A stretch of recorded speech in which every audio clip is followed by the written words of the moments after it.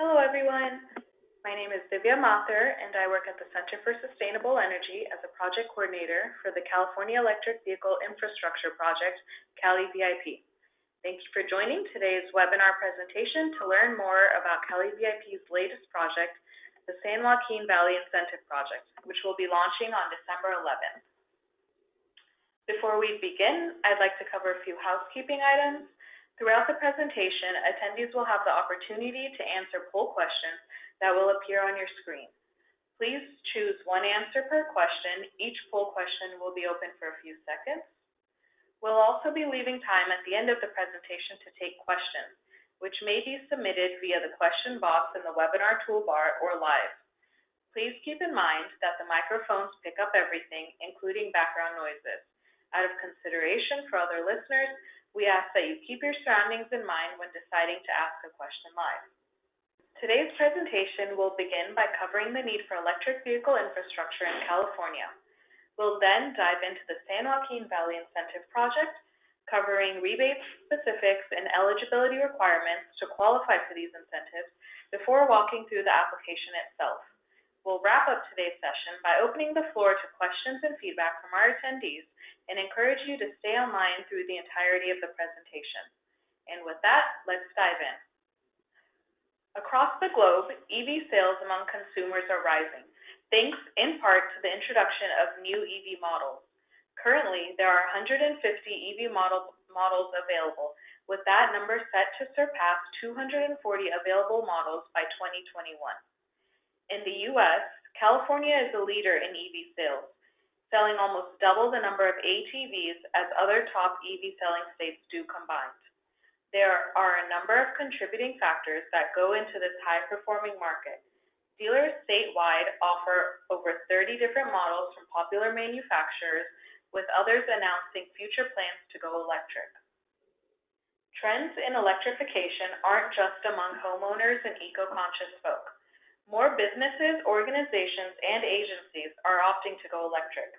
We are seeing this trend in public fleet ownership of electric fleets, government agencies that own electric fleets, and leading businesses implementing sustainable initiatives.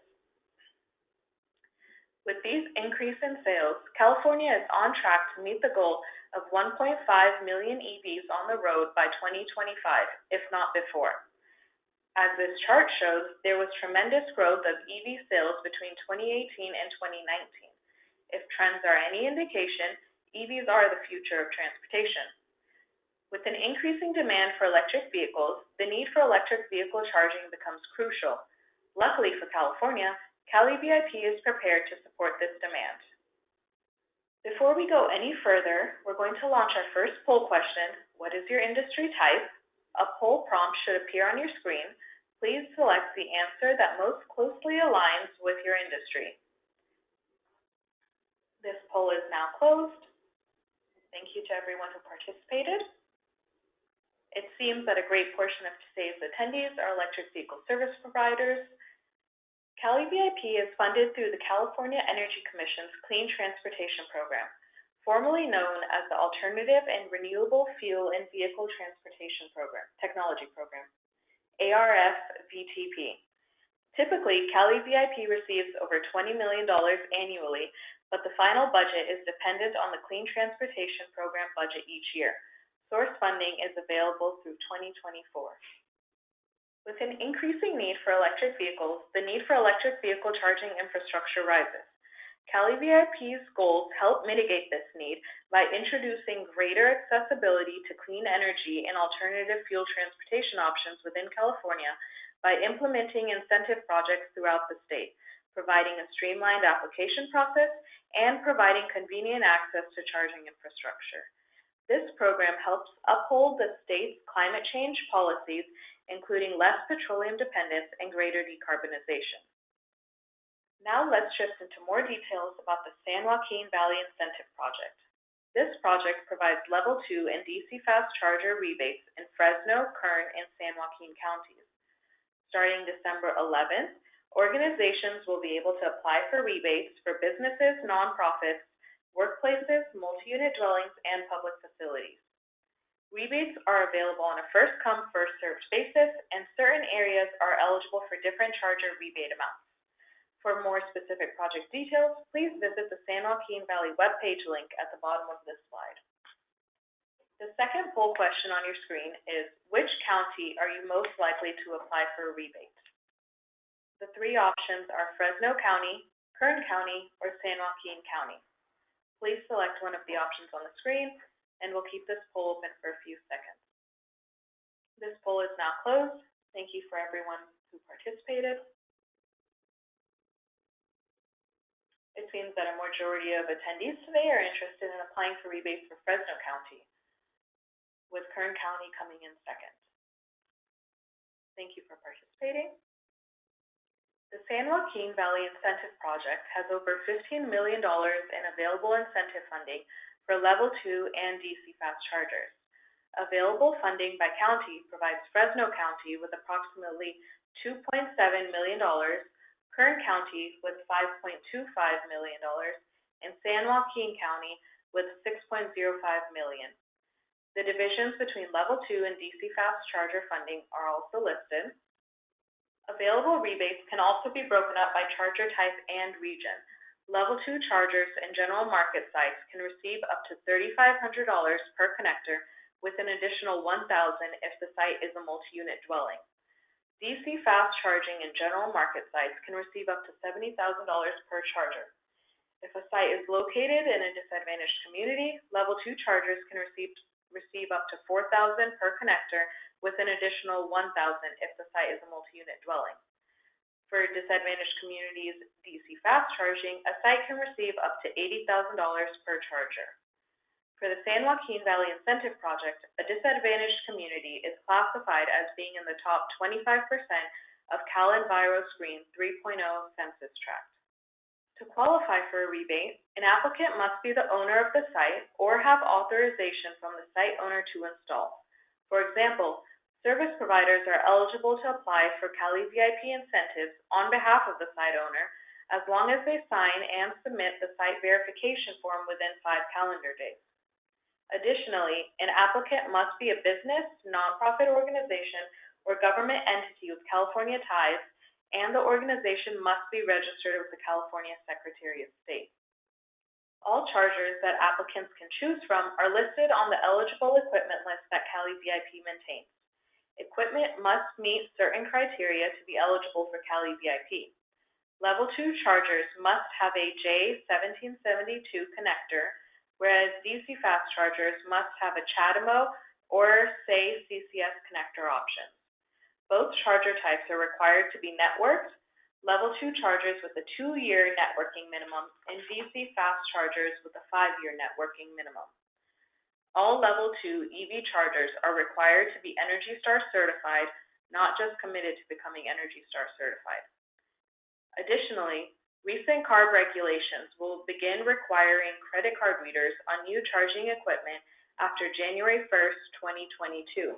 And there will be a 10-year 2033 requirement to add credit card readers on existing chargers that were installed before January 1st, 2022. We've now reached the third poll question. What kind of charger type are you interested in applying for? Please select one of the options that will appear on your screen. You can choose DC fast charger, Level 2 charger, or both. If you select both, that means you are interested in applying for Level 2 and DC fast charging and would need to submit a combo application. Most of today's attendees are interested in applying for both types of charging, Level 2 and DC fast charging. Thank you for participating. These next two slides outline the eligible site types and installation site requirements for eligible chargers. Eligible site types for DC fast charging include commercial properties, hospitals, airports, and more. Please note that to apply for curbside charging, the charger must be installed and located within the same block as another eligible site type on this list. Eligible site types for Level 2 charging include commercial sites, workplaces, multi-unit dwellings, public facilities, and light-duty fleets. Similar to DC fast chargers, Level 2 curbside chargers must be installed and located within the same block as another eligible site type on this list. Please note that the chargers must be shared use and cannot be dedicated to a single driver or vehicle. Please note that there are limitations on funds reserved per application and limits on eligible quantity of chargers. The maximum funds reserved amount for any one active application in Fresno County, Kern County, or San Joaquin County is $360,000. For example, if you are applying for rebates in Fresno and Kern counties, your applications are capped at $360,000 per county. So that would mean $360,000 is available for Fresno County and $360,000 is available for Kern County. DC fast chargers can be eligible for rebates for 1 to 4 chargers, and level 2 chargers are eligible for rebates for 1 to 10 connectors. An applicant may wish to install additional chargers, but Cali VIP will only rebate up to these limitations. Listed here are the eligible costs that can be covered by Cali VIP incentives. Most costs cannot be incurred until after an application is submitted and funds have been reserved. Design, engineering, and utility service costs are eligible if they were incurred after October 10, 2019, but at the applicant's own risk until funds are reserved. While many costs can be covered through Cali VIP, there are a few costs that are ineligible to be covered through the project. Some ineligible costs include permit fees, project costs not related to the EV charger installation, and costs paid by other rebate or incentive programs. Please contact the Cali VIP project team if you are unsure if a cost is covered by the project before you apply. This page outlines the steps that occur between applying for and receiving your rebate for DC fast chargers. The first step, of course, is to ensure that you are an eligible applicant and that the installation site is a qualified site. Step 2 is to apply online prior to purchasing and installing your EVs. Step 3 includes uploading the site verification form within 5 calendar days of initial filing of the application. The application will be canceled if it is not uploaded within 5 days. There are no extensions for uploading the site verification form. Step 4 is the CSC review of your application. Once Cali VIP confirms that project funds have been reserved for your application, you will have 450 days or 15 months to complete your project. Step 5 is applying for a milestone payment, which requires at least a permit and design engineering invoice, but can include any other eligible costs incurred after funds have been reserved. If you applied for a milestone payment, Step 6 is the delivery of your milestone payment check. Step 7 notes that for DC fast chargers and combo applications, an applicant has 450 days or 15 months from the funds reserve date to submit all documents for final payment. Step 8 is the final step in which you receive your final rebate check, and that is mailed to you within 15 days. The process for applying for Level 2 rebates is very similar to applying for DC fast charger rebates. The main difference between the two is that Level 2 charger applications are not eligible for milestone payments. Only DCFC and combo applications are eligible for milestone payments. For Level 2 only, an applicant has 270 days or 9 months to upload all of their documents for final payment. The fourth and final poll question on your screen is, what kind of property are you most interested in bringing EV charging to? Please select one of the options on the screen. Most attendees are interested in applying for rebates for commercial properties, with public facilities coming in second. Thank you for participating. Here are some steps to take before the San Joaquin Valley applications are live. It is recommended that you create a Cali VIP account in advance. For non-site owners, the most important document to submit is the site verification form. To ensure that you're ready to go on December 11th, we've provided the site verification form on the project website so you can access it ahead of time and get the needed signatures. As mentioned earlier, the site verification form is required to be submitted within 5 days of application submission. If it is not submitted within 5 days, that application will be canceled and you will have to submit a new application, which will drop your position in the queue. An additional funding opportunity is available to eligible applicants through the San Joaquin Valley Air Pollution Control District's Charge Up program.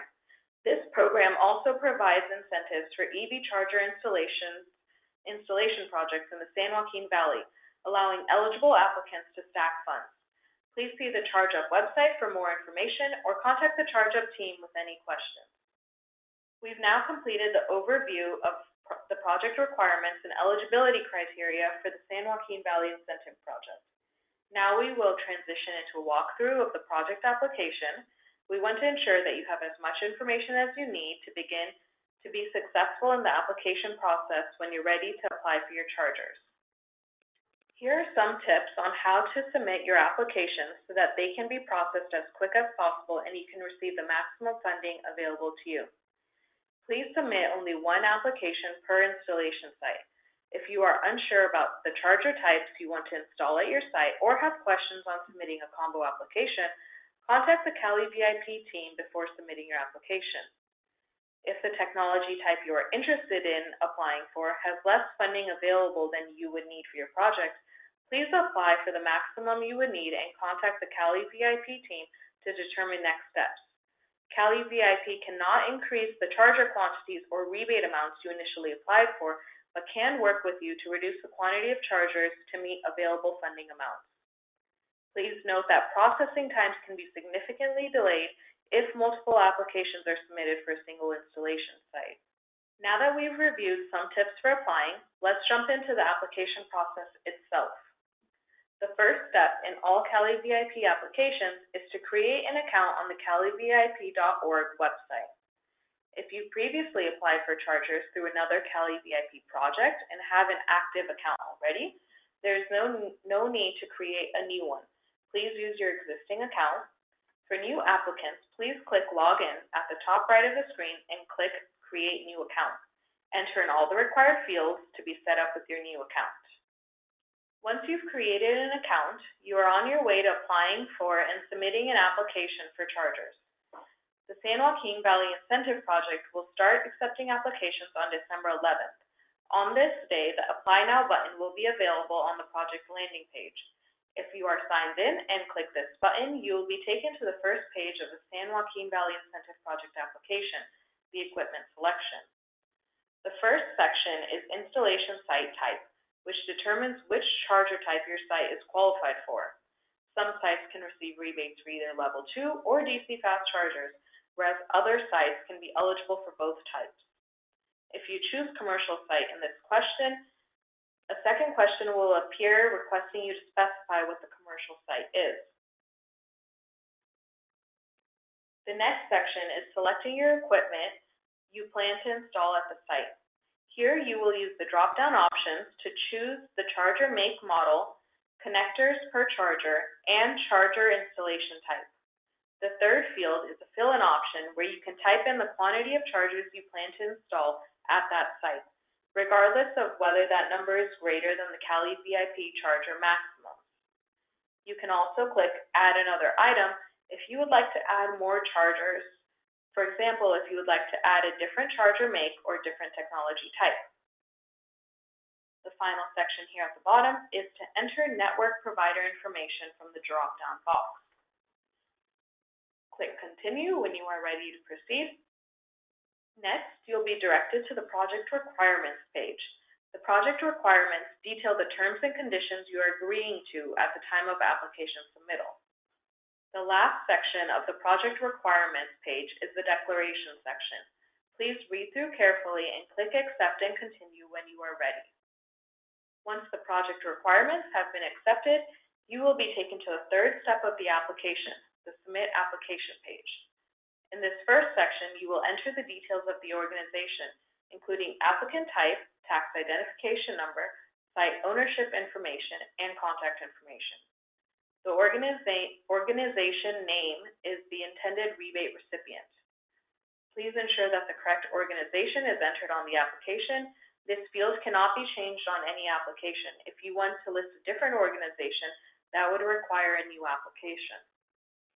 Once those fields are completed, scroll below to the next section of the application, which includes the declarations and the organization address. Please answer these in the perspective of the rebate recipient. Please remember that the organization name and organization address must be registered with the California Secretary of State's office and the application will be processed quicker if these pieces of information are entered correctly. Continuing past the organization address is the mailing address and installation address sections. The installation address must be entered correctly. To ensure that placeholder addresses aren't used, changes to the installation address are not allowed. If you want to change the address, you will need to submit a new application for that different address. Please ensure that the installation site is within one of the 3 eligible counties, Fresno, Kern, or San Joaquin County. The application will receive an error and will not be submitted if the installation address is not within these counties. Please also enter the cross streets of the installation address. For curbside charging, ensure that these cross streets are accurate in relation to which block a charger will be installed. This series of questions requests more information on installation details and is helpful for CSE research purposes. Please answer as accurately as possible. Please enter the nearest business to the chargers. For example, if the chargers are being installed at a Target, please note Target. If they are curbside charging, please enter the nearest business to the charger.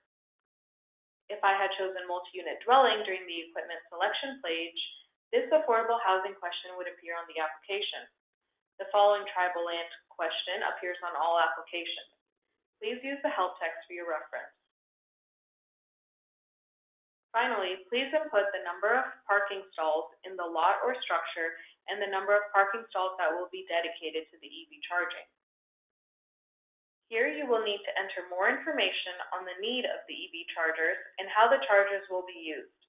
Please enter the applicant organization's relationship to the site and the public accessibility questions. Since this specific application is for a combo application, there are sections for Level 2 and DC fast chargers.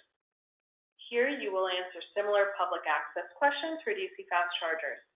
If you only choose one technology type, then you will only see the questions populated for the charger type you chose. Please also answer questions about EV charger ownership and operation. As mentioned earlier in the presentation, stacking funds through Cali VIP and the Charge Up program is allowed. These last 3 questions request more information if you've already applied for a Charge Up rebate. If you haven't, check No and then submit the application. If you have applied for a Charge Up rebate, click Yes and answer the following 2 questions regarding the application number and rebate amount. Once you have entered in all the information correctly, you are ready to submit your application. Click Submit once ready, and if any information is missing or incomplete, an error message will appear and direct you to the field that requires attention. You can expect to see this page once you successfully submitted your application. On this application dashboard, you will find more information on the status and details of your application. This is also where you will be uploading all supporting documents. If you are applying as a non-site owner in the application, you will be required to submit the site verification form within 5 days, and your application will be canceled if it is not submitted within that time frame. When your application is processed into the funds reserve stage, the remaining upload document fields will appear for you to submit all supporting documents. Make sure to click Submit Documents after uploading your documents. That signals to the Cali VIP staff that those documents are ready for review. To wrap up this presentation, we'd like to review some of the highlights and important notes to consider. The San Joaquin Valley Incentive Project launches on December 11th, and applications will be available that day. Eligible properties in Fresno, Kern, and San Joaquin counties can apply for Level 2 and DC fast charger rebates. It is recommended that non-site owners complete the site verification form in advance of applying. An applicant may begin to incurring purchase and installation costs once you've received confirmation from the Cali VIP team that funds have been reserved for your application. As with any application, please double-check your information, especially the organization name and installation address fields.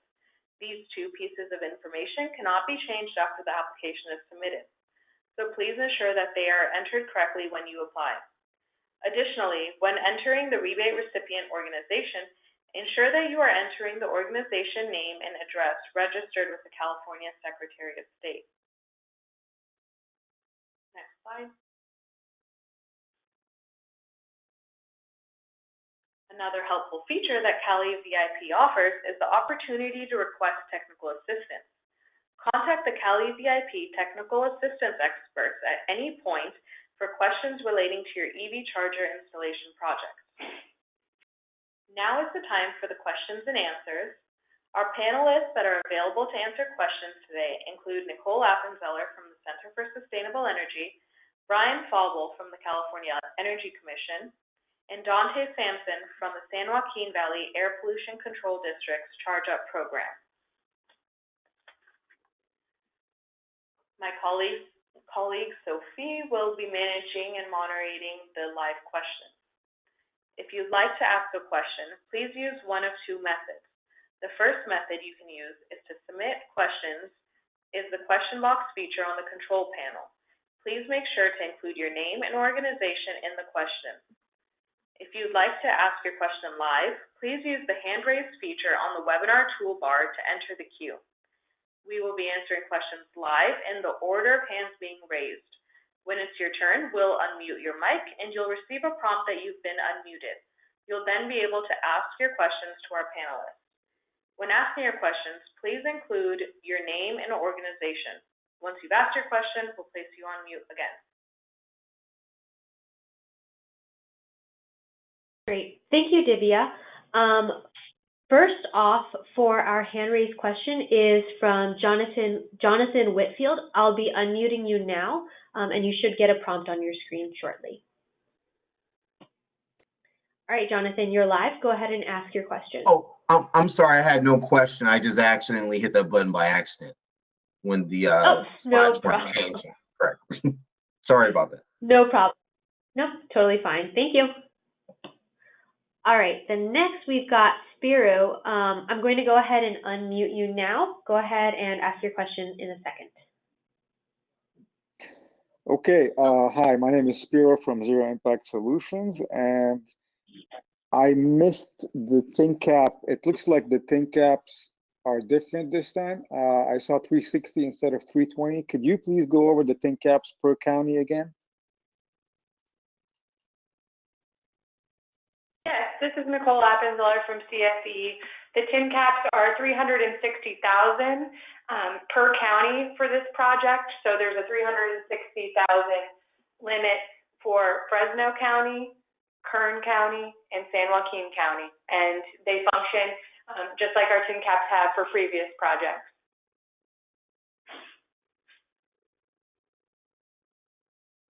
Does that answer your question, Sarah?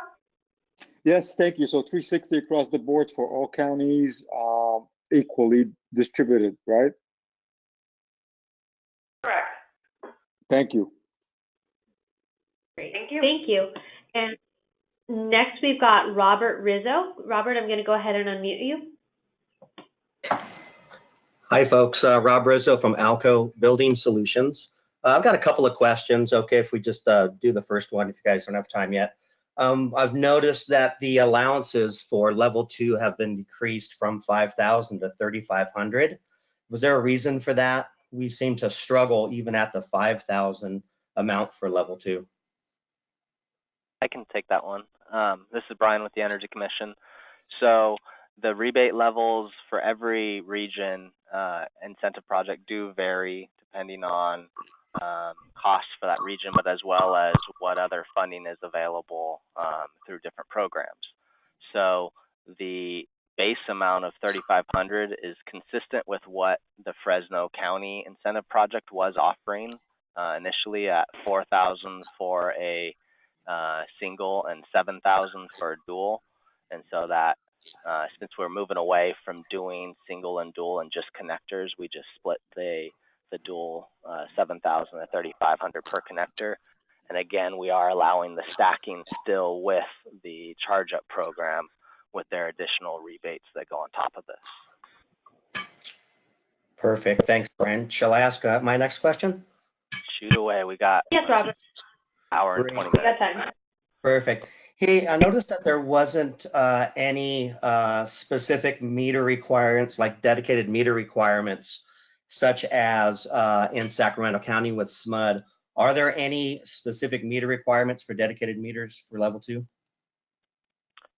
This is Brian again. There are no specific meter requirements for any other projects besides the Sacramento project that is specific to Sacramento because of our funding partner, SMUD, in the Sacramento project had that requirement. So all of our other projects do not have any meter requirements. Perfect, great.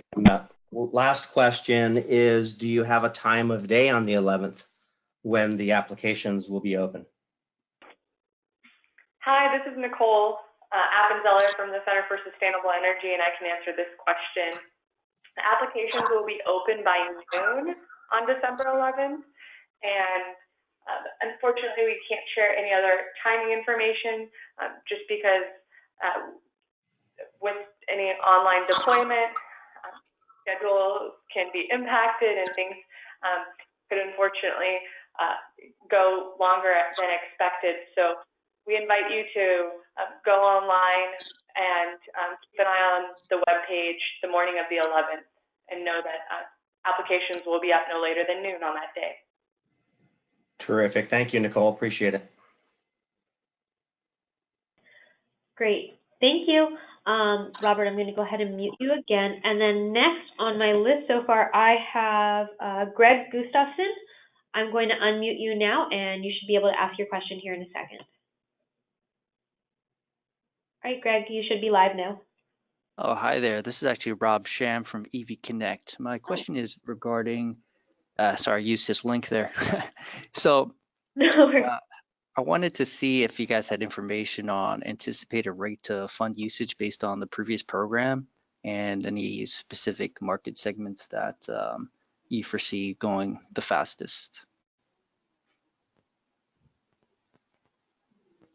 Hi, this is Nicole Appenzeller, and I think you could speak to some of that question. In the past, with our most recent launches for projects in 2019, we have seen a fast uptake in rebate applications for DC fast chargers specifically. There has been a lot of interest in our project regions this year.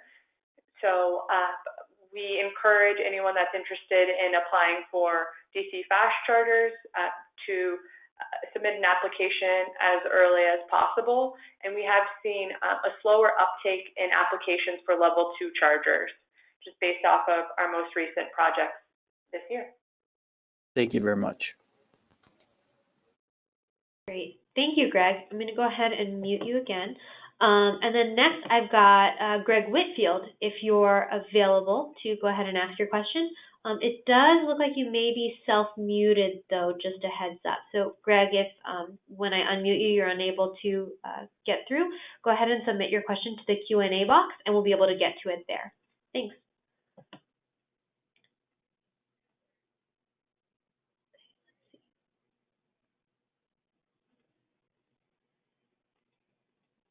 All right, Greg. It doesn't seem like I'm able to unmute you, so I would just recommend submitting it to the Q&A box. If not, you should continue trying to unmute, and we'll circle back to you soon. All right, next, Todd Ritter. It looks like you have a question, so let me go ahead and unmute you now. Oh, Todd, it looks like you might be self-muted. I'm going to go ahead and try again. All right, it looks like you're live. Can you hear us? Can you hear me now? Yes, perfect. Oh, great. Hi, folks. How you doing? Yeah, I have a question. I got into it a little bit late, so if I'm redundant on something, please excuse my candor. Question: We have a we have a new product offering in the DC fast charging world, along with the DGS Group 8 contract awardee that we have as well. So it's kind of a double question for fleets. So we were wondering, of course, we can use the DGS. We can double dip from the DGS on this as well, correct? Yes, you should be able to double dip from them as well. Okay, very good. And then again, please excuse me for getting in late here. On the proposed equipment, is there a specific is there like a specific brand, you know, that has to be for the rebates? Like, can it be like we have a new for fleets a portable fast charging solution that's batteries that can that can basically charge a vehicle, instead of a tow truck in case it runs out of energy. Would we be able to submit that application as well? So all of our eligible equipment is listed on calivip.org under Get Started, Eligible Equipment. There's a PDF that details what our requirements are for equipment to be eligible. If any equipment, if they meet that, then there's a process to go through to get that charger listed as eligible. And contacting CSE can help you with that. Basically, you create a manufacturer profile on CaliVIP, which then you have a little table at the bottom of your interface that will let you upload the equipment. We just go through and verify it. To some of that question though, for fleet, we don't. So one, mobile charging technically is not really eligible at this time. Very good. And two, fast charger installations are not eligible for fleet because our fast chargers have to be publicly available 24/7 and cannot be behind a gate, and they have to be listed at one of our specific site types. Understood. Very good. I'm glad we got that answered appropriately then. Thank you. That's good information. Thank you. That's all I had. Okay, thank you. Great. Thank you, Todd. I'm going to go ahead and mute you. And then next, it sounds like we have a question from Andrew Brewster. So Andrew, I'm going to go ahead and unmute you, and you should be live now. Or it looks like you're self-muted, so you may want to unmute yourself. Okay, let me know when you can hear me. Yep, coming in clear. Okay, awesome. So I live in Southern California. Am I still eligible to apply even though I'm not in Northern California? Hi, this is Nicole Appenzeller from CSE. Yes, an applicant can apply as long as the installation site is in one of the eligible counties. So the eligible counties for this project are Fresno County, Kern County, and San Joaquin County. So if your site is in one of those counties, you are eligible to apply no matter where you are physically located. Does that answer your question? Yes. One more question. I'm not familiar with the area, but are we able to, our main goal is to put them along the major highways. Is that optional for that area in those counties? Yeah, this is Brian. Yeah, again, for our fast chargers, we do have site types that are eligible and defined. And if it's along a corridor, that's fine. So going to the implementation manual for this project will tell you all those site types, but they do include like gas stations, hotels, shopping centers, restaurants, etc. So as long as it's one of those site types, that would be acceptable. Level 2 installations pretty much can go anywhere that is shared use and not a single family residence. So those would also be eligible. Okay, thank you. Great. Thank you, Andrew. Next, we're going to go to Jonathan Whitfield. It sounds like you have a question. All right, so you should be live. Yes, I do have a question. Can you hear me? Yes, we can. Okay. You said that all level 2 and DC chargers have to have CC readers by January 1st of 2022. And you also said that those that have already been installed will have to have them installed? So let's clarify that. The requirement for credit card readers is coming from the Air Resources Board updating SB 454 around accessibility and payments. And to clarify that, new fast chargers installed on or after January 1, 2022 will have to be installed with the credit card readers on every single charger or have a kiosk that services all the chargers. Level 2s, that effective date is 1 year later in 2023. And their requirement for retrofitting is basically any existing charger will have 10 years to update it pretty much. And so by 2033, every charger in California will either have to have a credit card reader or a kiosk servicing them. Okay. So for the ones that will have 10 years to go back to install the credit card readers on, who will be responsible for that? Will it be the company that's installing them, or will it be the site owner? It's most likely going to be who's owning the equipment, because they will be the ones subject to the fines. Okay. Thank you so much. And I'd just follow up with the Air Resources Board if you'd like more information on that. Okay, will do. Thank you. Great. Thank you. All right, we're going to go next to Spiro. It sounds like Spiro has another question. Spiro, you are self-muted, so you may have to unmute yourself on your end once you get the prompt. Okay, so going back to the 360, we went from 320 to 360. Could you please clarify if the amount of chargers and funding per charger level has changed? So previously it was 280 if it was 70K, and 320 if it was 80K for the level 3s. Is there a cap on the actual technology? Has that changed? Hi, this is Nicole from CIC. The rebate amounts for technologies has changed for level 2 chargers specifically. So for general market rebates, you can receive up to $3,500 per connector for level 2 chargers. And for disadvantaged community rebates, that's up to $4,000 per connector for level 2 chargers. Now for multi-unit dwellings, there's also an additional $1,000 adder per connector, specifically for level 2. The DC fast charger amounts have not changed and remain $70,000 per DC fast charger for general market rebates, and up to $80,000 per charger for disadvantaged community rebates for DC fast chargers. And there are no other limitations applied per technology. We just enforce those limitations per county that we provided, and that's at $360,000 total per county. So, I mean, just to follow up on that, assuming that a customer wants to go for level 3s up to, let's say, 4 of them, you know, if they want to go fill up that 360 with level 3s, they are able to, as long as they don't exceed the 360, right?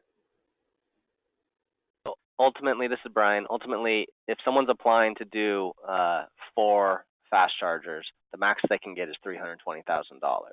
The reason the cap is 360 is if someone's trying to do a combo application of level 2s and fast chargers, we wanted to provide some additional space to do the combos. If we left the cap at 320, we're pretty much ruling out anybody that wants to do 4 fast chargers and then some level 2s. So that's why the cap increase was to allow some of these combo applications. Yes, and specifically because it's going to be mostly a larger DAC area, because it's 80 now, because 4.5 chargers would be what they would get if it was 70K, which can't be done. Correct. Okay. Great. Understood. Thank you, Spiro. Oh, okay. Thank you, Spiro. Next, we're going to turn to Dave Lang, which, Dave, it doesn't look like you have a audio on, so you may want to submit your question via the chat. I'll give you a couple of seconds to set that up. Next, we're going to move to Brad Groder. So, Brad, it looks like you're mute. Let me unmute you now. Hey guys, thank you for taking the time to put this workshop together. I think everyone on the line appreciates it. I wanted to kind of follow up on the gentleman's question on CARB's SB 454 on the credit card readers. CARB voted this out, I believe, back in June, but we still haven't seen the final regulation. And I strongly suspect that there could be some legal challenges to this. So if, in light of that, if there are challenges, will you guys still be implementing these as the requirements moving forward if it's under legal challenge? And then also just more of a comment, thinking of credit card readers on charge stations in 2033, 13 years away from now, is that the right payment method? I just don't know if that's secure for consumers. Hi, this is Brian. So we're referencing that requirement. We're pretty much saying with everything in Cali VIP that you have to follow all state, federal, and local laws. And so we're referencing saying that, that's not a requirement in Cali VIP, specifically saying you have to do a credit card reader today. We're just saying be aware that ARB has proposed these. They adopted it at one of their meetings recently or a while back. I think their final language is still pending or should be posted up soon. But again, we're pretty much saying just be aware of this, and if it is law at the time, you will need to comply with it. Got it. Thank you very much. Great. Thank you, Brad. Next, we're going to go to Greg Whitfield. It sounds like you have another question, so let me unmute you. All right, you should be live. Oh, this is Dave Whitfield. Can you hear me okay? Oh, yes, I can. Sorry about that, Dave. Okay, that's all right. Question about the rebate. If the customer assigns the rebate to the contractor, do we still have to provide the customer's tax identification number? Hi, in that case, then you'd need to provide the contractor's tax identification number. Okay. So whoever the rebate check is going to, you need to be prepared to have that tax identification number handy when you're ready to apply. Okay, that's what we're talking about. Okay, and then my second question, same scenario, the specific contractor, I think I was reading something or speaking to another individual within your organization who told me that the contractor, if we get an assigned rebate, we're limited to the max of $360,000 until we use that. So you can't just have 10 customers at $360 each, or there's a limit to what we can assign to ourselves. Is that correct as well? Yeah, so for those active application limits, those are enforced by applicant organizations. So we'll be using your tax identification number to enforce those limits. So for example, if you have a customer, they are eligible to apply for up to $360,000 per county and are not eligible to apply for additional applications until they have received funds from some of those active applications. Once funds are issued, they're able to access more funds up to that limit of $360,000. And if you have multiple customers, you can be creative and reassign the rebate if you know that you're going to be coming up against a limit. Okay, so if I have multiple customers, I just can't use our company's tax identification number multiple times. Is that what you're saying? Your company will have to meet the same limits as your customers. Okay. So you can choose based on where you are with your limit to choose to use your contractor limit or have the customer organization apply themselves. Okay, and my last question, just two more questions. The level 2 cap, I know what the DC cap is 70,000 and 80,000 if it's disadvantaged, but the level 2 cap, is it, or the rebate, is it 3,500 and then 4,000 for disadvantage? Yes, and there's an additional $1,000 adder per connector for level 2 chargers that are installed in multi-unit dwelling sites. Okay, so for a hotel, go ahead. I'm sorry, go ahead. Oh, and I just want to confirm that we will be making this presentation available online along with this recording within a week. So you'll be able to access that information, or you can easily access that information online right now at our project landing page if you just want to confirm any rebate amounts. Okay, so for instance, and just to clarify, so a hotel, if they're putting in 10 level 2s, the maximum amount for a hotel would be $3,500 per level 2. Would that be correct, if I'm assessing that right? yes, if it's a general market rebate. So what you can do is plan out how many chargers you're planning to put at a specific site, calculate that expected rebate amount, and see where you are with your expected limit. Right, and then I can go up another $1,000 if I add a connector, like 2 connectors. Is that what you're? No, so for a level 2 charger with dual connectors, it would be up to $7,000 then. Okay. Because we incentivize per connector for level 2 chargers. And if you have a specific site or number of chargers that you have in mind and you want to confirm that you're calculating rebate amounts correctly, feel free to reach out to our project team, and we'd be more than happy to assist you so that you know what to expect when you're applying. Okay. All right. Thank you so much. Thank you. Thank you, Greg. We've got a couple more hand-raised questions, and then we're going to go ahead and it looks like we'll switch over to the Q&A session. So if you wanted to ask your question live, now is the time to raise your hand. First, we're going to turn to Greg Whitfield. Greg, I'm unmuting you now. Yeah, I was just, I already. Oh, you just went. Sorry. I think I didn't unraise your hand, so let me do that. Jonathan Whitfield, I think you are up. Let me go ahead and unmute you now. All right. Oh, yes. Jonathan, Thank you're you. live. The question that I had was just answered. Oh, perfect. Awesome. All right. We're going to go to Robert Rizzo. Let me unmute you.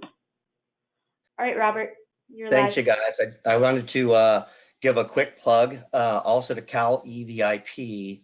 So Alco Building Solutions is a full service provider along with being an owner operator. And Cal EVIP, for those that are not EVSE providers, Cal EVIP has a wonderful website. And on there, there's a tab that says Get Started. And you can go down to the Cal EVIP Connects. And there you can see different equipment providers along with installers and electricians. So there's a resource there that Cal EVIP has provided for folks that need help with installations or guidance or equipment selection. So just wanted to say that if you guys weren't going to talk about that. Thank you for that plug. This is Brian with the Energy Commission. I'd also just state that if there are any other contractors that are interested in having that profile, it is a free system for anybody to use, and you can go on there and make a free profile as well. So we encourage that to happen. Yes, thank you very much, Robert. All right, last hand raised question, unless there's anyone else, is Spiro. And Spiro, you are self-muted. Oh, we got one more after Spiro, which is great. All right, Spiro, you might be self-muted. You may have to unmute.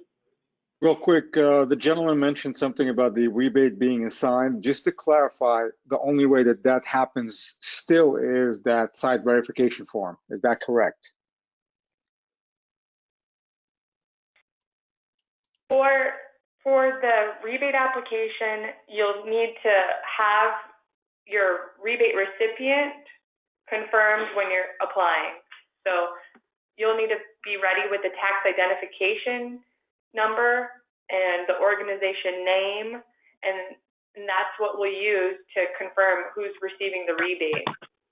We won't be able to reassign it later on after your application is submitted, so we'll really be relying on that information you enter when you submit your application to determine who's receiving the rebate and using that to enforce any of our active application limits. The site verification form is used to confirm that you have received site owner authorization to install at that site, so that no site owners are surprised by your installation project.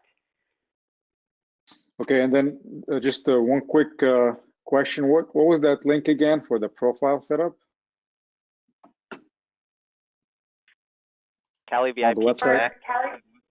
Yeah, Cali VIP Connects is on the main homepage, calivip.org. Under Get Started is Cali VIP Connects, and then right under all these little circles that will show different profile types, there is a little link that says EV charging providers, list your business. Beautiful. Thank you. Great. Thank you, Spiro. And last one from John Mason. John, you are live. Hey, it's John from Greenlots. I was hoping you could just clarify real quick what the additional rebate value is when you add on a connector at a MUD. I saw it says $1,000 per connector in some of the paperwork, but did you just say $3,500? Can you clarify where the $3,500 would apply versus where the $1,000 additional rebate would apply? Sure. Yeah, this is Brian. So, oh, go ahead, Nicole. Thanks, Brian. Hi, this is Nicole from CSE. So the base rebate amount is $3,500 per connector for level 2 chargers. For disadvantaged communities, that base amount is $4,000 per connector. And for any multi-unit dwelling site, you would add on an additional $1,000. So if you were looking at an MUD site that's in the general market, it's not a disadvantaged community, you would calculate that as $4,500 per connector. And it would be $5,500, or excuse me, no, it would be $5,000 for disadvantaged communities. Does that answer your question? Yeah, I think I was just confused with the response to an earlier question. It sounded like you could double up the $3,500 in certain cases.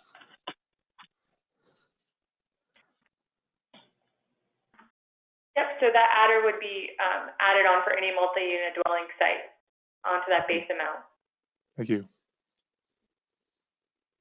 Great. It looks like we have a couple more hand-raising questions trickling in. I'm going to go ahead and unmute Linda. Linda Urata, you are live.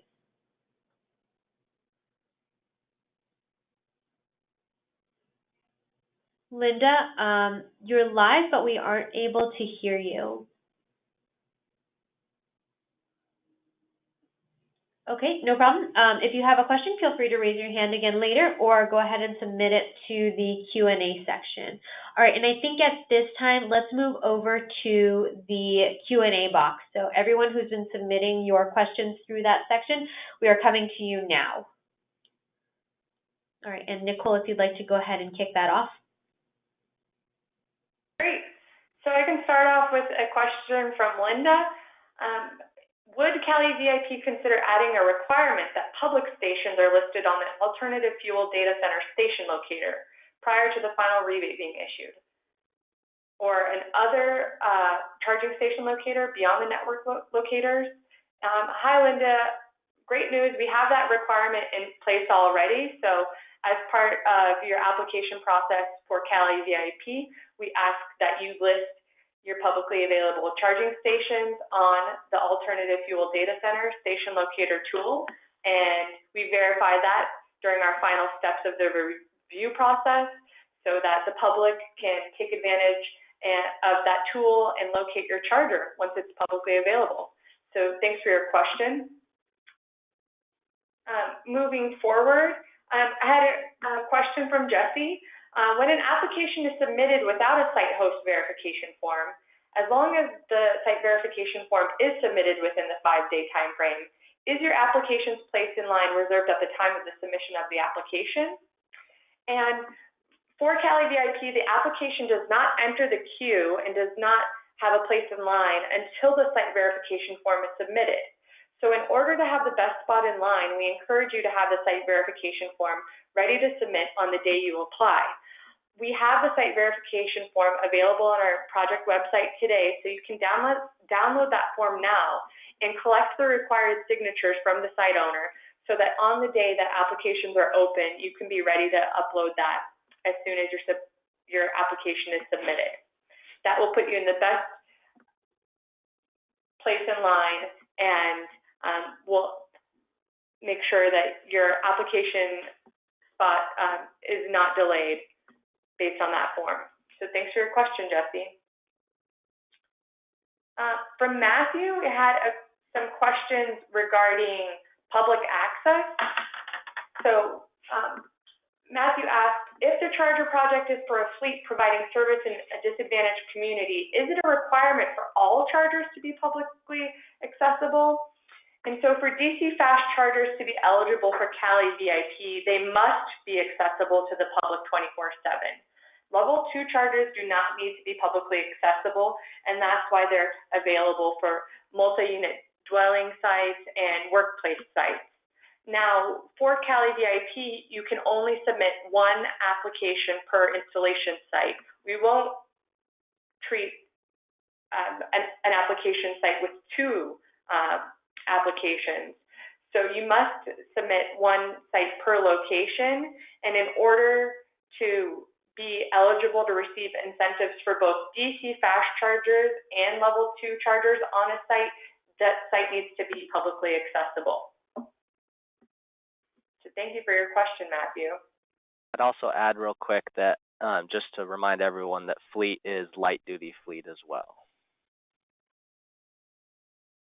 Great. Thanks for that clarification, Brian.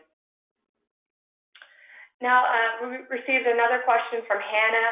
What if a city is split between census tracts that are DACs and non-DACs, but all of the public buildings are in the non-DAC area? Well, Hannah, for the purposes of Cali VIP, we determine DAC or disadvantaged community status based on the site installation address. And that's something that you can verify now online. So in preparation of your application, you can go to the Cal Enviro Screen tool, and that's the same tool we use to establish where that installation site is and whether or not it qualifies as a disadvantaged community. Thank you for raising that question, and that's really helpful information for us to consider as you pointed out that maybe some public buildings are in the non-DAC area of the town, whereas all of the residences are in the DAC portion. Moving forward, received a question from Marcos. My name is Marcos Rodriguez with Bakersfield City School District. Does the funding cover ADA requirements as well? And yes, our funding does cover ADA requirements. So if you are having to make any installation changes based on ADA requirements, those would be covered in your equipment and installation costs that are eligible for Cali VIP. And I'd also just add that ADA that is associated with the chargers is eligible. So, you know, if you're looking to install something, but then they say, oh, you have to redo like the whole parking lot, or you have to do all this other stuff, we're really looking to have eligible costs associated with the chargers. Correct. Thanks for that add-on, Brian. So moving forward, a question from Robert.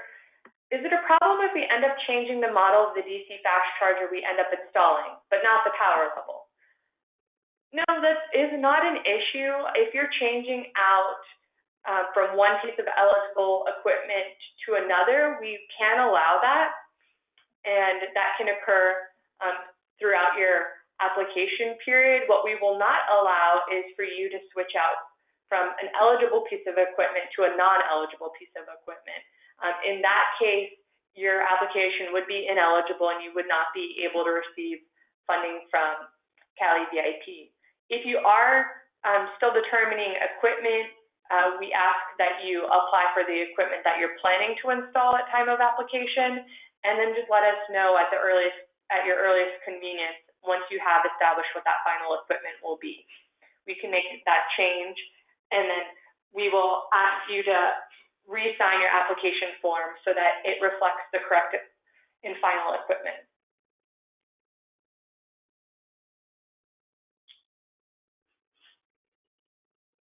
So moving forward to some additional questions.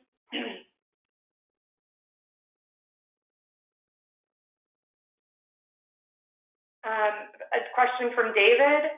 Will funds be awarded if some of the criteria, for example, approved network provider or EVSE equipment, is not applicable?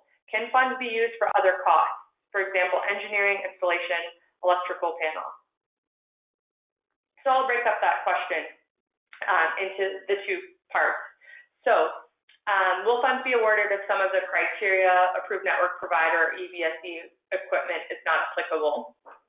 In order to reserve funds for your application, we will need to determine that you have selected eligible equipment. So We do give you the opportunity to put other, so if there's some equipment that's new to market that isn't on our eligible equipment list yet, you can apply with the other category, and then we'll follow up with you to determine if that equipment is eligible, and then update your application before reserving funds for you. But at time of application, in order to move forward and reserve funds for your application, we will need to determine that you have eligible equipment on your application, and those will only be eligible for incentives. If, for example, you're planning to install 8 chargers, 4 are on our eligible equipment list and 4 are not, you can be eligible to receive incentives for those 4 pieces of eligible equipment. But for that equipment that is not on our eligible list, you will not be eligible to receive Cali VIP incentives. For network provider, that is something that we ask about at time of application, but you are not required to have that finalized at time of application. That's just another reminder from us that your equipment will be required to be networked, and that's something that you should start thinking about as you're planning out your project. We will be requiring a network agreement as part of your final required documents, so that's how we will verify that your equipment is networked and meets all of our requirements. If for some reason you have questions about that, please reach out to our project staff. Now, looking at the second part of the question, can funds be used for other costs, like engineering, installation, electrical panel? Yes. So please make yourself familiar with our implementation manual, which goes into detail on all of our eligible costs. The intent of Cali VIP is to help cover the costs of the installation and the equipment, and we have several categories of eligible costs that are covered within those categories.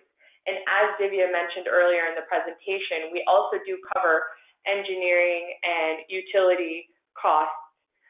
So with those costs specifically, we know that sometimes it's advantageous to get started with those costs sooner, so we can cover those costs from starting on October 10th, but you run the risk of not being able to get funds reserved.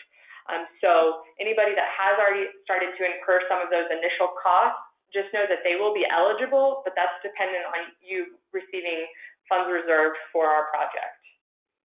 Hope that answered all your questions, David, and please reach out if you have any other questions that are specific to your site. Nicole, I wanted to do a quick plug for ChargeUp while we're talking about costs and dollar amounts for installations and everything. So again, we've talked about how much funding Cali VIP San Joaquin Valley project is maxing out at for fast chargers and level 2s. And we keep talking about stacking up with the ChargeUp program through the San Joaquin Valley APCD. So I just wanted to throw out those numbers. Definitely visit their website. They have great information available. But as a quick overview, they do allow up to $5,000 per connector for $5,000 for a level 2 charger and $6,000 for a dual port connector or charger, and $25,000 for a fast charger. But they do have some other requirements about how much you can get annually or cost share and et cetera. So definitely go to their website, see how much money you can really get. And why we are doing this as well is because, definitely we think some projects can get installations done with the rebates alone that we are offering. But if you want to offer more, we want to encourage you to get as much rebate funding as possible and do the best installations as possible. If you're doing some fast chargers, if you have extra rebate available, don't just do the chargers. Go do some battery storage or make some demand response systems eligible, or get some extended warranties or longer networking agreements. Maximize your rebate. And with both programs, will allow, if both funds will allow you to get as much money as possible without profiting, but we really want you to maximize the rebates that are available to you to do the best installation. So definitely, again, just recommend checking out ChargeUp's website for additional information on theirs. Hi, this is Dante here with the Valley Air District, also the main lead for our ChargeUp program. Brian, thank you for that plug. I really appreciate that. Again, we do offer an EV infrastructure program here at the district known as Charge Up, again, where we offer incentives for level 2 and level 3 DC fast chargers. The information that Brian just mentioned is correct. I strongly encourage you, those who are wanting to stack funds, to take a look at our website. This presentation will be passed out, and that link will be on that website as well. One key item to remember when you're planning on stacking of funds with both this program along with our charger program is to ensure that you do time it right, where you ensure that you do the reservation of funds with this program, but also on our program, making sure you receive an executed voucher prior to, making sure you don't do any purchases or installations until you reach that point. So again, I really strongly encourage you to take a look at our website and give my team a call. We'd be more happy to walk you through it as well.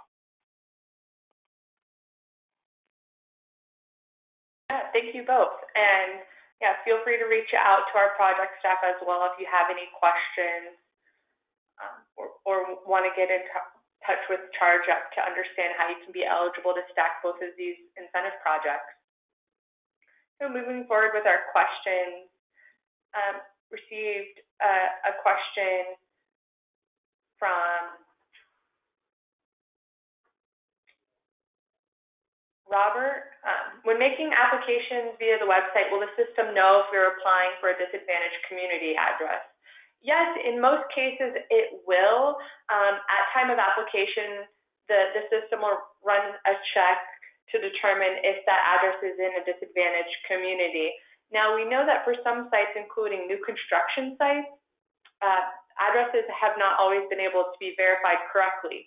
But rest assured, during our initial verification process, our team will review the application to make sure that the address is verified correctly, and will update the rebate amount if needed, because our system will default to a general market rebate amount if there's any problem with the address verification process at time of application.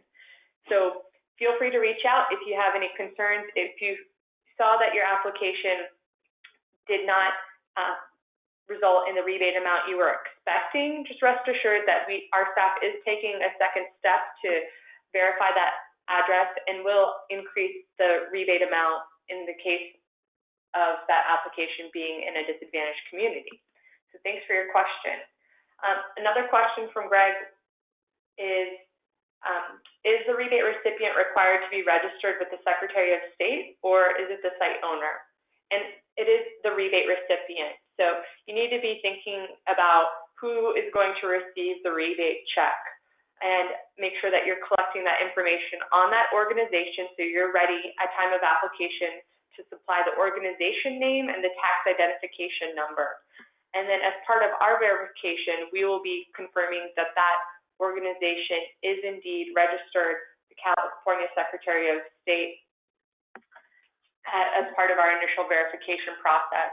And like we do with any other error or when we have questions, we'll reach out to you directly so that you can provide us with more information for your application. We won't cancel an application outright, but we'll follow up with you if we have any questions about your eligibility. So thank you for your question. Just looking through the rest of the questions, I think we have a couple more remaining. I received a question from Rachel. If you missed the installation or documentation deadline, can you obtain an extension? So if you anticipate that you need more time to complete your project, you should reach out to our team to discuss options for extension. But the goal of Cali VIP is to support projects that are ready to go and can be installed within our project completion periods, which are 9 months for level 2 charger only projects and 15 months for DC fast charger or combo applications. If you don't think your project is going to be completed within those periods and you already have doubts in your mind, then I encourage you to reach out to our team to determine your best options, because we want to set you up for success and also make sure that you're not tying up funds for a project that might not be able to be successful within these project completion periods. So thank you for your question, Rachel. And Nicole, I just add real quick that extensions would only be available really for projects where, you know, it may have been something that was out of your control. If we see that, you know, if there wasn't progress continuously happening, then you're less likely to get an extension. You know, again, as Nicole said, we're looking for charger or installations that are really ready to move forward today. You should have a site host agreement signed already, where there, you know, once you get this reservation, there's no negotiating really that can take months of time to say, oh, well, you know, we're going to plan to hopefully put it over here, or here's the terms. All that should be done. You should be ready really to do design and permitting within that first month or two and moving forward very quickly. If we see that, you know, you didn't get your permit until month 7 because, you know, you didn't even apply for it until month 6, you're less likely to get an extension if, you know, you sat on it. So that's also where we encourage people with our application caps not to bite off more than you can chew, because, you know, if you do as many reservations as you possibly can get and you're trying to do a bunch of installations, but now you're kind of not giving everyone the same amount of attention and progress, you know, you're not likely to get an extension if you bit off more than you can chew. So take what you can handle, move forward on day 1. We've seen that our timelines are doable, and with permitting getting better and better, with help from GoBiz and our partners and everything we're doing, there's getting less and less excuses to not meet our timeline. So just encourage you again, please don't apply if you're not ready to move forward. Or as well, you know, if you're a public agency or a school or something where you don't really have funding secured, that's going to be a difficult thing if you have to wait months or do a RFP or a solicitation to get funding for this, or find someone to do it for you. You know, that's not going to be really an excuse to get an extension. So just encourage you, please be ready. Thanks, Brian. Moving forward with some more questions from our chat box from Maricela. If we apply for the maximum funds allowed and later found out that we are only able to fulfill part of the project, would we be able to receive partial funding? So in the case that you've applied for, say, 4 chargers and are only able to move forward with 2, we can always reduce your rebate application to meet that need. What we cannot do is increase the amount of your rebate application. In that case, you would be asked to reapply and would have to have a new spot in line in order to have access to those funds.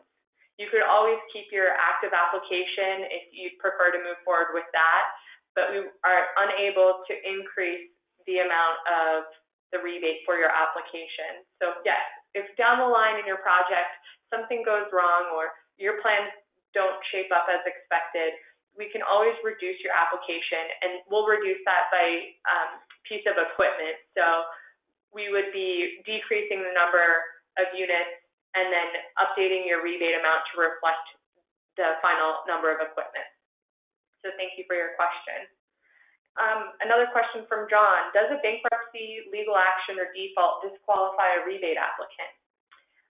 And so for this question, it may. So part of the questions that Divya detailed in our application include 5 declarations questions where we ask if you're encountering any legal action or if you've ever had bankruptcy.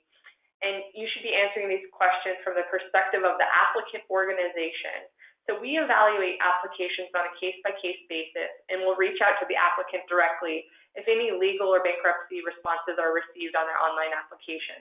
We'll work with you to understand what happened, understand some details around those cases, and evaluate the case to make a final determination on your rebate eligibility. So for example, you might be representing a city, and that city has had some legal trouble. You know, we'll work with you to understand what that really means, but ultimately we will use that information to determine your rebate eligibility before any funds are reserved. So thank you, John, for your question. Another question from David. Does stacking charge-up funding reduce likelihood that Cali VIP funding will be awarded? if the program is oversubscribed. So no, we don't want you to have any kind of negative connotations with stacking incentives. We're here to try to cover as much of your project as possible. Now, what will happen is once your rebate application is received, reviewed, and you are determined that, and we determine that your site is eligible, we'll reserve funds for your application. And we will not release those funds until your application is either canceled, and that could be due to your project falling through and you asking us to cancel out your application, or if you do not meet our project completion period and have not met the requirements of the project at the end of that period, or when your funds are released. And in order to determine your final rebate amount, we will be working with ChargeUp to understand if you've been incentivized through their program, and we'll also be reviewing all of your receipts and documentation that you've been provided. Because ultimately, we don't want anyone to profit from our incentive project, and we'll be working collaboratively with ChargeUp to understand if any of their incentive monies have been already released to your site. So please don't think of that as a challenge. We will make sure to have your maximum rebate funds reserved, and will not really release those funds until your project is completed and your full application and documentation have been reviewed. So thanks for your question. Do you have a list of, moving forward, another question from Maricela, do you have a list of available and approved vendors for level 2 chargers and or DC fast chargers? We don't have an approved vendor list.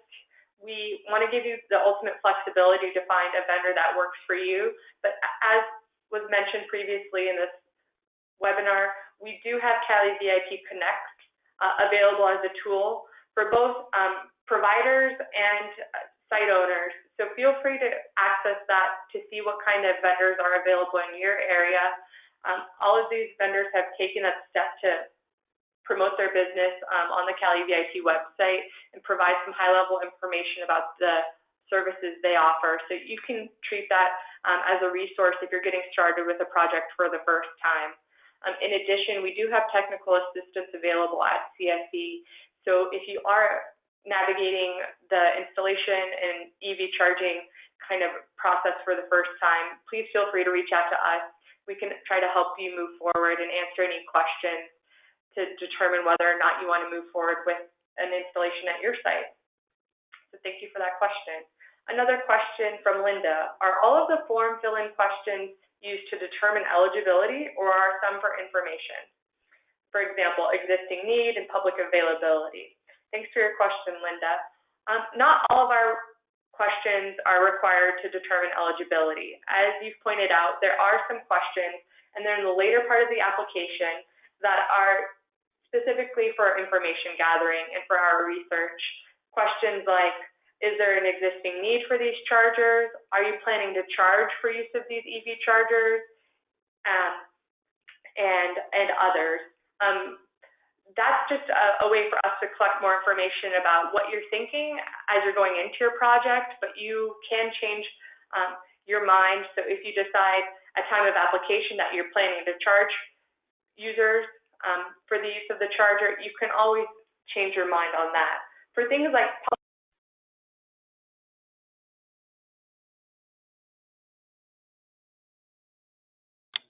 Nicole, you cut out a little bit on that last portion, just a heads up.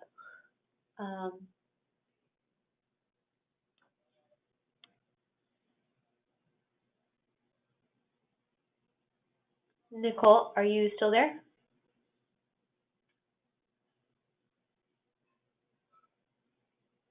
Okay.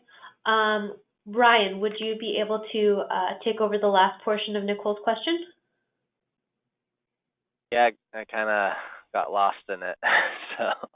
I think we were covering the purpose behind some of the more informationally driven questions on the application. Sure. Yeah. So again, this is funded by the Energy Commission, state agencies. Anytime you have funding available, we just try to collect as much data as possible. We're moving away from doing solicitations by doing Cali VIP And with the solicitations, we usually get a final report and monthly reports and a lot of data. And so we're trying to just include some of our data collection in the actual application process at the end of your project as well. Before you can get a payment, there's a quick little survey that you do that helps us get some more information. But yes, not everything in the application is kind of a requirement for approval. Our requirements are what's listed in that implementation manual that says, site type, applicant type, equipment, etc. You meet those and funding's available, and you have your signed site host agreement or your site verification form, then that's all that's really necessary for approval. Everything else is just for us to have data so that when the legislature or whoever starts asking for information, we can start supplying it. Great, thank you, Brian. We are having a few technical difficulties with the Oakland team, so what we're going to do is switch back to the hand raises, and we'll just direct those to Brian and Dante. So I've got my list going, and it sounds like Robert Rizzo was the first one to raise his hand. So Robert, you are unmuted. Great. I'll just read off the question that I had submitted to the site. Fresno sites level 2 round 1 projects that were completed. DC Fast wasn't available at that time. Is it available for us to go back and apply for DC Fast for level 2 locations in Fresno? I believe the answer is yes. That was easy. One other question, the San Joaquin Valley Air Pollution Control District, do we know the amount of funds that are left in that fund? Hey, this is Dante here with the Valley Air District. We do reallocate funds to our charger program here for the program. So each year we do look at it and we reallocate those funds to keep the program going. As of right now, we still have funding for the charger program, and again, encouraging to go ahead and apply for the charger program. Once you take a look at the website, I think it might be a good fit. Confident that maybe 30% of the applications through Cal EVIP could have matching funds, maybe a minimum of 30%? Okay. And as far as our program goes, I mean, we're looking at 8 counties here in the Valley, but with the 3 counties that Cal VIP is looking at, I mean, with us, we do look at each application, and there are caps for the charger program, where it's up to $50,000 per site. So again, encouraging to take a look at our website for those caps. But again, we do have funding for the program. I don't have the exact number right now, but we do have funding available. Great, thanks for participating. It sure helps us. You're welcome. And Robert, I'd clarify real quick about sites that were funded under Fresno County Incentive Project. Yes, fast chargers were not available. With this project, you could go back in Fresno and do fast chargers, but we wouldn't. I don't believe we would be allowing level 2s to be added on it to one that was already previously funded for level 2s. Perfect. Great. Great. Awesome. Thank you, Robert. And I believe Nicole and the team should be back. Nicole, are you able to hear us? And are you able to say something so we can hear you? Yes. Can you hear me now? Yes. Perfect. All right. Great. So let's turn back to the Q&A section or that portion, and we'll pick it up from there. Okay. Great. One thing I just want to clarify based on the discussion we had about sites that have been incentivized through the Fresno County Incentive Project and might be applying for DC fast chargers is that you may be able to add level 2 chargers. So the only thing we won't be doing is incentivizing previously rebated level 2 chargers. So if you have a site and you're planning to add level 2 chargers to it, we can support that. We'll just be looking to make sure that those chargers have not been previously incentivized. So there might be additional needs just to establish that those chargers are new chargers coming in for the San Joaquin Valley Incentive Project. So please reach out if you have any other questions around that, so you can know what to expect going into the application launch next week. Looking at some of our recent questions, received a question from Greg. What percentage of the costs are covered for level 2 chargers? I see that the DC limit is 70 to 80% for fast chargers. So that is correct. There are different ways that we rebate based on technology. So for level 2 chargers, they are up to amounts. So it's up to 100% of that rebate amount. So for example, for a level 2 charger in a disadvantaged community, that's up to $4,000 per connector. And if your actual costs equal $4,000, then you'll receive that $4,000. If there's $3,500, you'll receive $3,500. And if your actual costs are $5,000, you'll be able to reach up to that maximum, which is $4,000.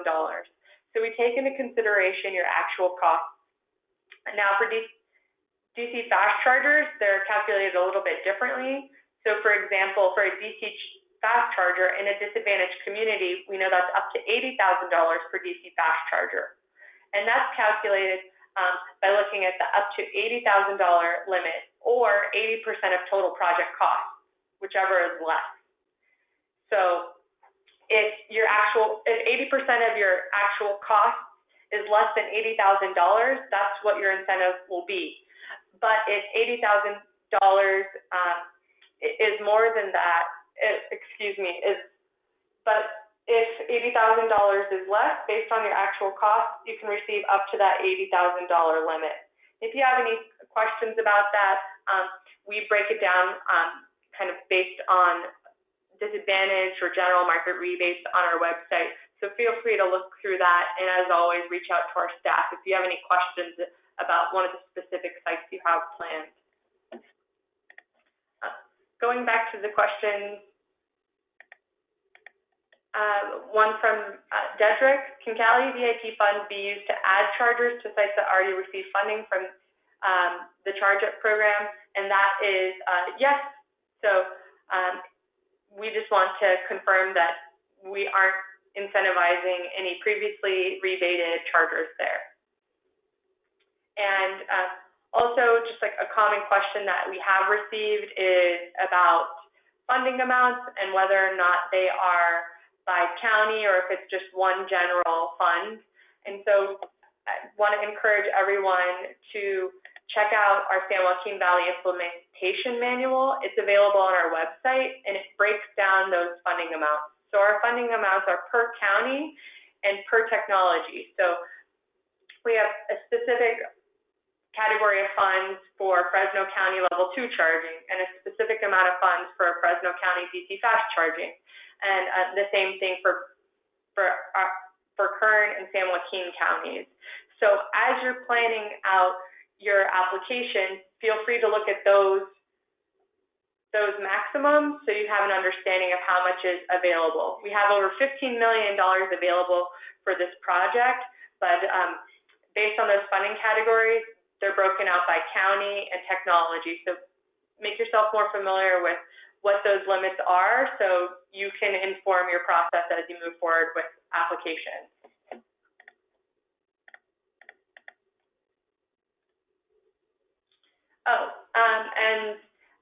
Dedrick made a clarification, so I'm going to repeat this question with that rephrasing. So can Cali VIP funds be used to add chargers to sites that already received funding from the CEC ARFVCP program? And no, they cannot. So if a project has already been funded through CEC, that is a circumstance where we cannot stack those funds with Cali VIP funds. So that would make that site ineligible to receive Cali VIP funds. So thank you for that clarification, Dedrick. I think that we're pretty up to date on the chat questions. So want to kick it back to you, Sophie, see if there are any other hand raised questions. Perfect. All right, we do have a few. First is from David Ling. I'm going to go ahead and unmute you, David. All right, you should be live if you're ready to ask questions. Okay, thanks so much, guys. Yeah, I just had a question. I just submitted to the poll question too there, or the other location. But if a control system is applied to an approved or eligible level 2 EVSE, can the project still be submitted if that cost for the control system is not considered eligible? So in an example with Wilbasto level 2 EVSE applied, does that qualify as an eligible expense? And if the control system is not eligible, can you still apply for the project? Does that make sense? Are you talking about like a power management system? Correct. Yeah. Networking control? Yeah, power management system. Okay. Yeah, power management systems, we would allow still to be eligible costs using our eligible equipment as well. Okay. The concerns we've had on other questions or in the past were systems that take a non-network charger and then use the outside control system to network them. That is not eligible. We do allow power management systems. We know they're a good use case for MUDs and some workplaces and other situationals, as long as they're using chargers that are still on our eligible list, meaning that each charger is individually networked and meets all of our requirements. Yes. Gotcha. Perfect. Thank you. Great. Thank you, David. Our next question is going to come from Todd Ritter. Todd, you should be live now. Oh, it looks like you're self-muted, so you may want to unmute. Great, Todd, it looks like you're live if you'd like to go ahead and ask your question.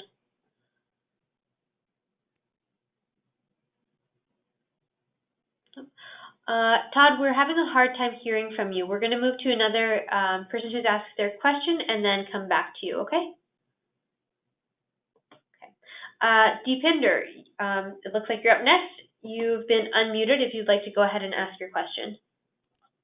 Hi, I'm a property owner. Hi, this is Deep. I'm a property owner on I-5, and I want to put, I think the limit is only 4 chargers, DC chargers, and on the other side, the funding is about 360. Can I increase the number of chargers and try to get the other costs involved in the engineering and just for the manufacturing of the DC chargers and use other costs under a different program or fund myself, something like that?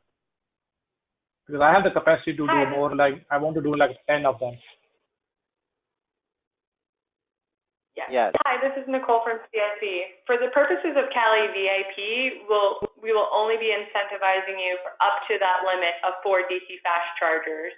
And for the associated eligible costs, we'll be looking to support the costs associated with those 4 units. So for example, if you put in a total of 10 DC fast chargers, we're really going to be looking to incentivize the cost associated with those 4 specific units to the best of our ability.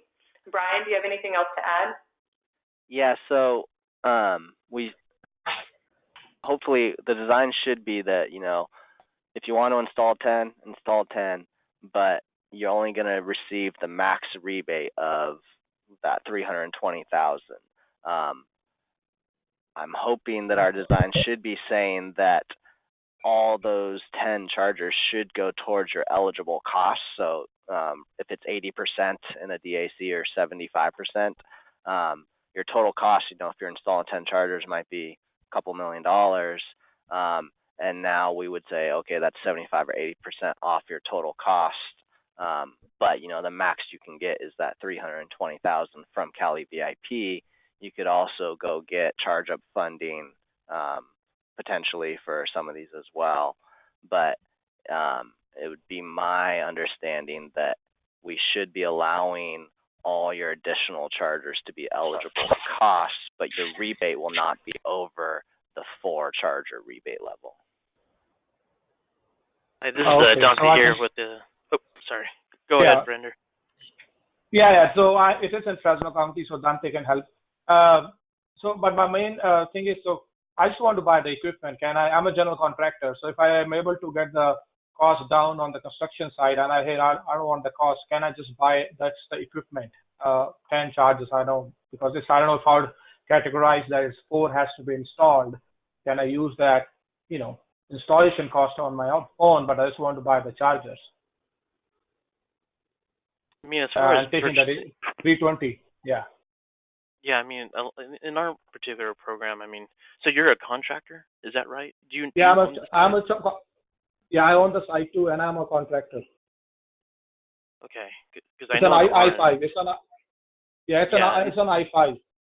Got it. I know on our end we will be looking at those invoices. So kind of just slightly backtracking a little bit regarding the total amount of No, funding. this is a new project. Yeah.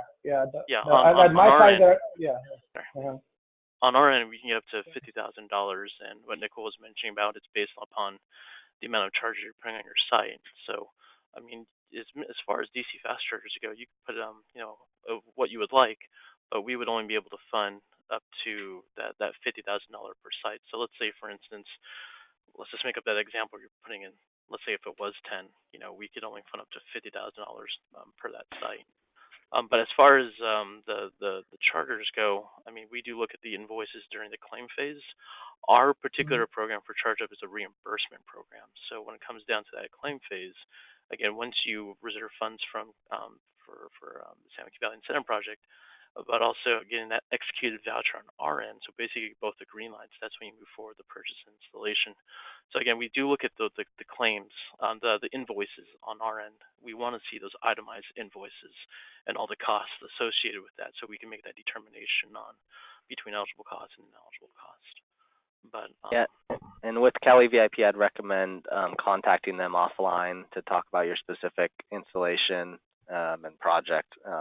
So that we don't eat up too much more of this, but that they can get really into the specifics about your question. I'll go see Dante tomorrow, so and then we'll go from there. Okay, sounds good.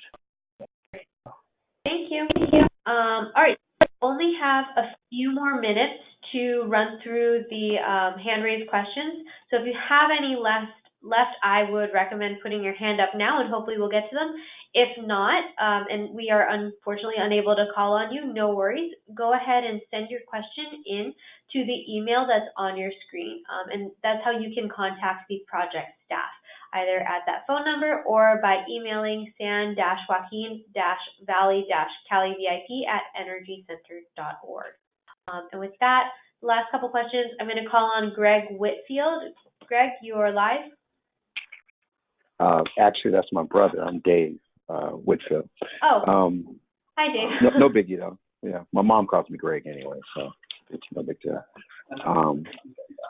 I wanted to ask you, the network provider. Are we? So if that were to change as well, would that delay the funding reservation? Because different chargers have different network providers. Like if we were to use the Juice Box, which we've installed in LA quite a bit, that's the JuiceNet network. Is that what you're talking about, the network provider? Or if it's EV Connect, is that what you're referring to? Correct. Yeah. So at the time of application, it's not a requirement that you have to know exactly who you're going to use for your networking. We put a selection in there to kind of remind all the applicants that, hey, you're going to have these networked, and so you should be thinking about this now. If you know it, great, select it. If you don't, select I don't know yet. But at the time of submitting your final documents, you're going to have that figured out and have those networking agreements submitted. Okay. All right. And then my last question is that you may have already answered this, but if the rebate is assigned to an individual, they won't have a tax ID number. They'll just have a social, which means they won't be registered with the Secretary of State. I believe they would be under their name, but does it have to be an organization or can it be an individual in terms of assigning the rebate? Yeah, we can't. Yeah, it has to be organization, registered with Secretary of State. It cannot be individuals. Got you. Okay. Yeah. Great. Yeah. LHW. Well, never mind. Thank you so much, though. Appreciate it. No problem. Thank you. Have a good one. Next, we've got Todd. Oh, go ahead. Next, we've got Todd Ritter. Todd, you might be self-muted, so you may have to unmute.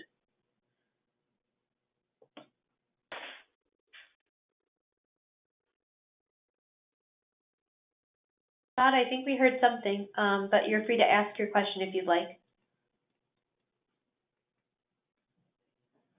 Okay, no problem. Our last hand-raised question is coming from Spiro then. Spiro, you are live. You may be self-muted though, so be sure to click unmute on your phone.